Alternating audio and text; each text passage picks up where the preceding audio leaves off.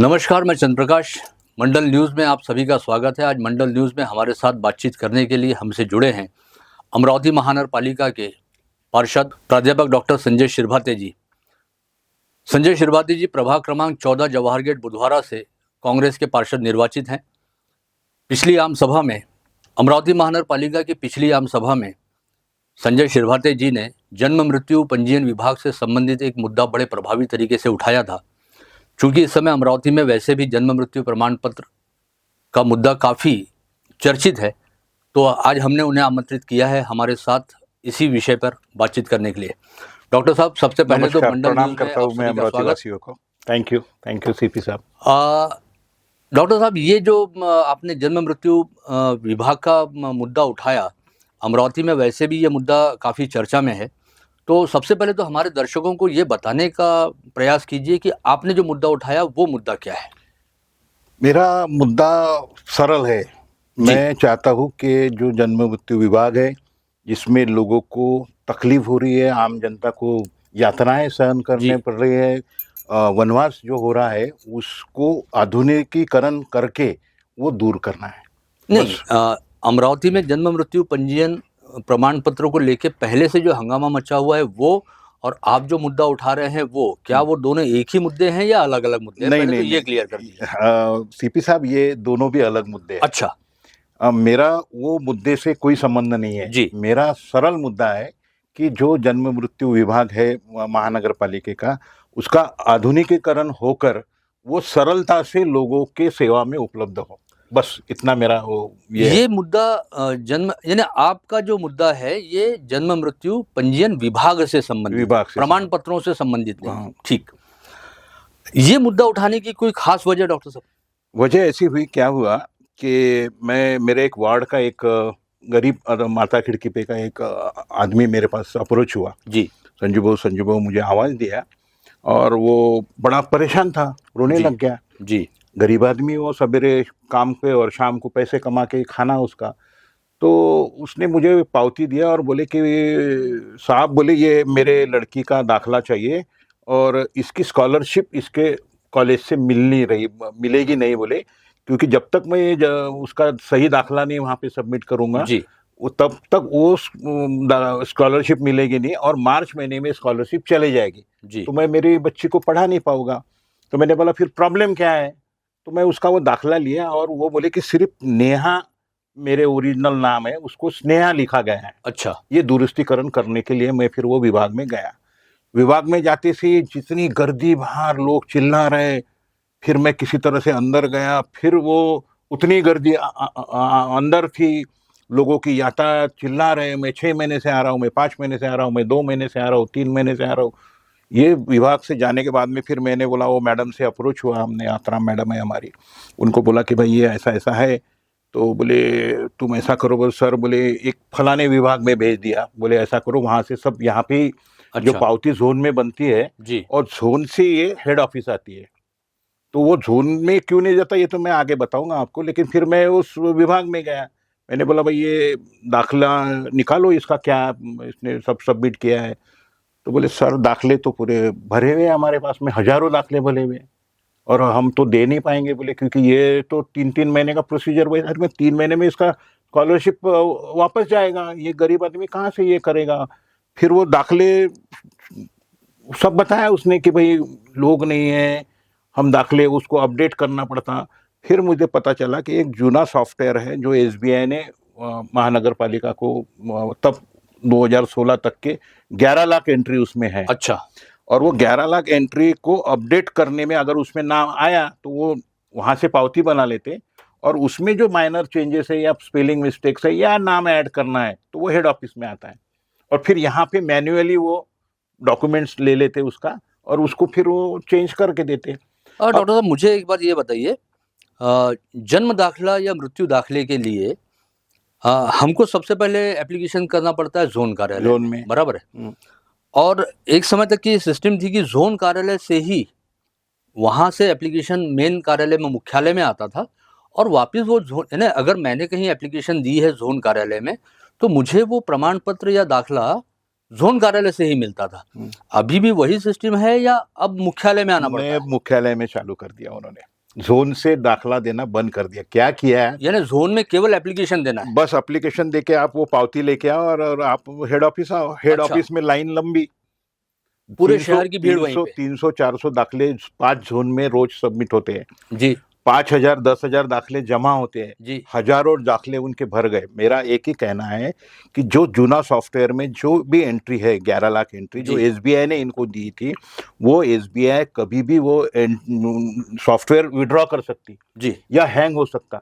फिर 11 लाख एंट्री ये फिर बैठ के करना पड़ेगा इनको अच्छा, कंप्यूटर से। यानी मेरा ऐसा कहना है कि ये जो एंट्रीज हुई है 11 लाख, इसका अभी अभी क्या हो गया, क्यूआर कोड का ये आ गया है दाखला। जी तो ये एक एजेंसी को दे दो, सॉफ्टवेयर एजेंसी को, इसको 11 लाख एंट्री को आधुनिक करने को, जी।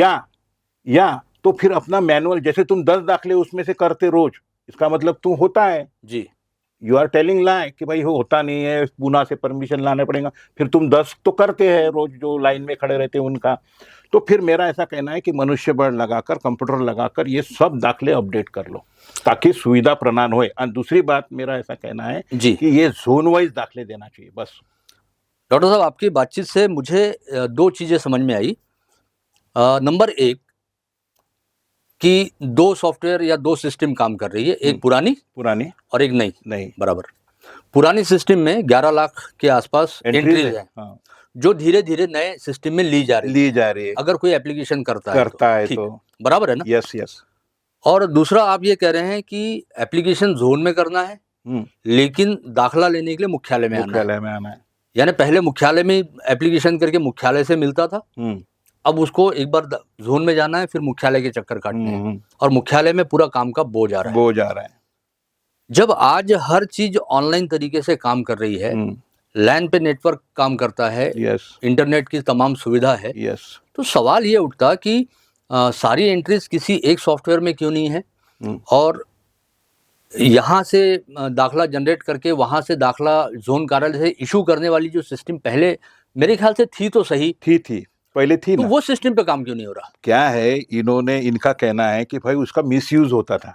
अच्छा, वो जोन में मिसयूज होता था, वहां से कई फॉल्स दाखले भी दिए। मेरा ऐसा कहना है कि फॉल्स दाखले आजकल सॉफ्टवेयर और कंप्यूटराइज आधुनिकरण हो रहा है जी दुनिया एक जगह आ गई है, और ये अभी भी बैलबंडी से जा रहे हैं जी। मैं बोल रहा कि अगर वो जो जोन में अगर कोई इशू करने वाला आदमी है रिस्पॉन्सिबल, तो वो रिस्पॉन्सिबिलिटी लेगा ना। तुम उसका कोड नंबर डालो या उसको नंबरिंग करो, हाँ, वो अपना कोड डालकर, साइबर सिक्योरिटी हो सकती है, वो डालकर अपना जनरेट करेंगे और वो इशू कर देगा, प्रॉब्लम सॉल्व हो जाएगा। तो मेरा अभी आपने ये जो मुद्दा रेस किया आम सभा में, उसके बाद में इसके अंदर कुछ फर्दर इम्प्रूवमेंट हुआ है? इम्प्रूवमेंट कुछ भी नहीं हुआ है। अभी ये विषय है कि इसमें बहुत सारे इम्प्रूवमेंट, एक तो ये सॉफ्टवेयर में से इसको आधुनिकरण करना जी। दूसरा, मेरा ऐसा कहना है कि वहाँ पे जगह नहीं है जी। उनको स्पेस करना।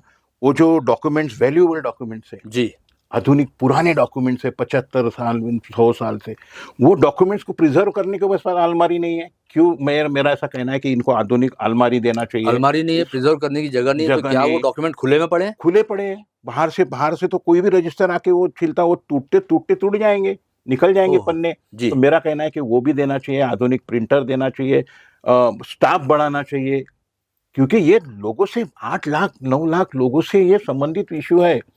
और चौथी बात, मेरे को एक इम्पोर्टेंट बात आपसे करना है, हम लोग ई गवर्नेंस में चौथे नंबर का प्राइज लिया है हमने महाराष्ट्र से, मुंबई, पुणे और कोल्हापुर, और we are 4th e governance. हाँ, अभी हाल फिलहाल में मैं ऐसा बोल रहा कि ये सारे जो दाखले तुम वेबसाइट पे क्यों नहीं डाल देते? काय को आना पड़ता? अगर ऑस्ट्रेलिया में बैठा है, इंग्लैंड में बैठा है, कोई लड़का समझा कहीं पे भी बैठा है, बेंगलोर में बैठा, why should he approach to Amravati?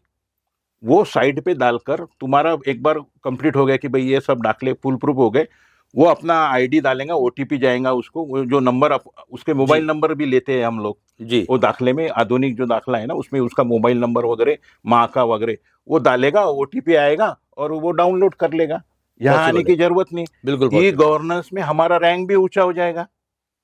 बराबर। हमारा कहना है कि भाई हम तो 4th पे है, तो हम 1st पे आ जाएंगे जी। क्यों नहीं वेबसाइट पे? अरे कास्ट वैलिडिटी वेबसाइट पे मिल जाती, 7/12 वेबसाइट पे मिल जाते, सब गवर्नमेंट के आजकल डिजी लॉकर की सिस्टम आ गई है। हाँ, जी। वो वेबसाइट पे अवेलेबल है, काय क्यों चक्कर मारना तुम्हारे वहां पे।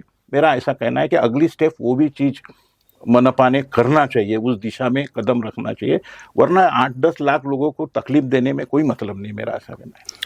आपने अभी की बातचीत में जो एक बात कही कि वो जो पुराना सॉफ्टवेयर है वो SBI यानी state bank of India state of bank of India ने कुछ तो भी डिपॉजिट दिए थे, उन्हें प्रोवाइड किया था, यानी वो सॉफ्टवेयर भी महानगर पालिका का अपना खुद का नहीं है। हाँ, और ये जो नया सॉफ्टवेयर या जो आप QR कोड बता रहे सेंट्रल हैं गवर्नमेंट का है, ये सेंट्रल गवर्नमेंट का है।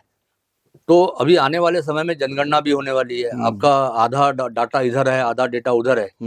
तो ये इसको पूरा डेटा इधर लेने के लिए एक नए टाइप के अत्याधुनिक सॉफ्टवेयर की और उस टाइप के टेक्निक वाले लोगों की जरूरत पड़ेगी। बहुत सिंपल, बहुत सरल बात है सीपी साहब।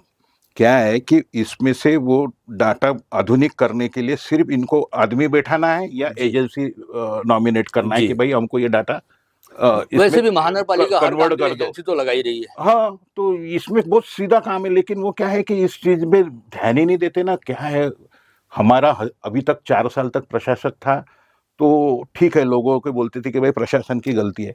अब हम नगर सेवक चुन के भेजा है लोगों ने, तो हमको दबे में हंसते लोग, वो बोलते कि भाई इसमें पैसे कमाने का कोई माहौल नहीं है ना, बोलते इसलिए तुम ये इस पे ध्यान नहीं दे रहे, बोलते ऐसे आरोप होते हैं हमारे पे। अब बताओ, मैं बोलता कि तू उसमें टेंडरिंग और पैसे खाने के धंधे नहीं, इसलिए तुम उसको आधुनिकीकरण नहीं। मैं उसको बोला नहीं, ऐसा नहीं है। हमारी जो माननीय आयुक्त महोदय है सौम्या जी शर्मा जी, वो बड़ी अच्छे है और अच्छा गवर्नेंस कर रही है। मुझे उम्मीद है कि वो इस बारे में जरूर ध्यान देंगी। तो आपको मतलब क्या ये उम्मीद की जा सकती है कि बहुत जल्दी जन्म मृत्यु पंजीयन विभाग का अद्यावतीकरण, आधुनिकीकरण होगा? वो सारा डेटा सेफली एक इधर से उधर होगा? हाँ, ऐसा आपको लगता है? उम्मीद है? बिल्कुल 100%, क्योंकि जो हमारे जो आयुक्त महोदय है वो भी अच्छी है, और वो एक बड़ा अवेयरनेस में है उनका। और साथ में मेरे साथ में जो विलास भाऊजी इंगोले माजी महापौर साहब है, उनका मुझे बड़ा सपोर्ट है। तो वो माध्यम से हमने ये हम जल्दी इस मामले को सुलझा लेंगे। तो दर्शकों, संजय शिरभाते जी द्वारा की गई इस पहल से एक उम्मीद बंधती नजर आ रही है कि अमरावती के जन्म मृत्यु पंजीयन विभाग का आधुनिकीकरण, संगणकीकरण, अद्यावतीकरण जल्द से जल्द होगा। हमारे आपके जितने भी जन्म प्रमाण पत्र हैं या जो लोग हमारे बीच नहीं हैं, उनके जो मृत्यु प्रमाण पत्र हैं, उनका एक नए अपडेटेड सॉफ्टवेयर के अंदर ट्रांसफ़र हो जाएगा। और शायद आने वाले बहुत जल्दी समय में जन्म मृत्यु प्रमाण पत्र विभाग से प्रमाण पत्रों के मिलने में होने वाली दिक्कतें काफ़ी हद तक कम होंगी, ऐसी उम्मीद की जा सकती है। हमारे साथ जुड़ने के लिए बहुत धन्यवाद डॉक्टर साहब। Thank you.